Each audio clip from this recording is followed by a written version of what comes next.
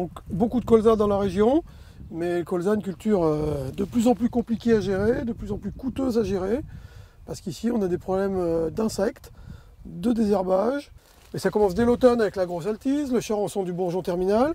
Ici on a un secteur où on est chaque année très attaqué par ces bestioles-là. Et puis ça continue, en ce moment c'est les méligettes, on est une année où on a beaucoup de méligettes, plus que d'habitude. Il y en a au moins 5 ou 6 là dans le bouton. Donc c'est des petits collecteurs noirs qui perforent les boutons, qui se nourrissent des étamines, et du coup ça crée des avortements de fleurs. C'est des boutons qui ne donneront pas de fleurs, donc pas de fleurs, pas de silique. On voit les trous de perforation des méligettes là, sur celui-là, sur celui-là. À ce stade-là, au stade de bouton dégagé comme ça, c'est 3-4 méligettes par pied. Par pied. Il est conseillé d'intervenir là aussi avec un insecticide efficace là-dessus. Mais encore une fois, si on est en dessous de ce seuil et sur des colzas vigoureux, bon, on peut se passer du traitement. Donc là, par exemple, dégâts typiques de l'altise d'hiver qui mine les pétioles. Donc là, l'insecte pond dans les pétioles, plutôt pond au sol, et la larve va ensuite miner les pétioles. Un espèce de petit asticot avec une tête noire. Alors tant qu'elle reste dans les pétioles et qu'il n'y en a pas trop, c'est pas très grave. Le risque, c'est s'il y en a vraiment beaucoup, à détruire toutes les feuilles, ou si elle migre, si elle a le temps de migrer à la faveur d'hiver un petit peu doux, à l'intérieur de la tige, et de détruire le bourgeon, à la manière d'un charançon du bourgeon, quoi. Le charançon du bourgeon terminal ici, qui est également un espèce d'asticot, un petit ver, qui au contraire de l'altise n'a pas de pattes, et la tête n'est pas noire, mais plutôt beige. Voilà. Donc là, ça détruit le bourgeon terminal, et du coup, le colza repart de tige axillaire, mais avec un rendement amoindri, quoi. Alors cette année, on en a, mais peut-être moins que certaines années. On a des années où on peut avoir plus de 50% de pieds touchés, voire au-delà, quoi.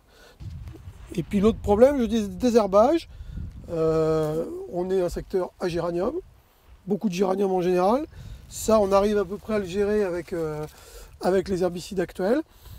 Et puis problème de graminées résistantes, donc des vulpins, beaucoup de vulpins, beaucoup de raies-gras, et qu'on a du mal à maîtriser avec les produits foliaires. Donc c'est la culture de nettoyage dans la région grâce aux herbicides racinaires.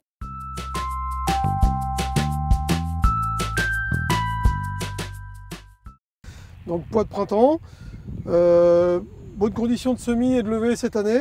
Donc vous voyez, on a des bonnes levées. L'actualité du moment, c'est la surveillance des insectes, notamment le cytone. On a vu tout à l'heure qu'il y en avait pas mal. On a pas mal de morsures. Que le dégât du cytone, c'est sur feuilles, mais c'est aussi surtout les larves sur les nodosités. Donc attention s'il y en a de trop. Là, on voit qu'il y a quand même beaucoup de morsures. On compte un seuil de 5 à 10 morsures par plante.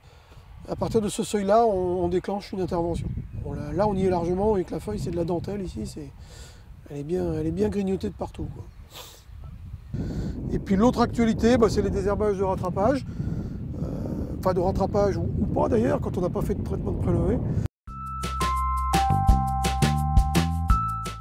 Donc on est ici sur une parcelle de lentilles. Cette année, il y en a beaucoup. Il y en a beaucoup parce que des colzas parfois qui n'ont pas réussi, qui ont été défaits, des céréales aussi parfois. Et donc en culture de printemps, on n'a pas énormément de choix ici. Donc la lentille fait partie des cultures intéressantes à faire au printemps.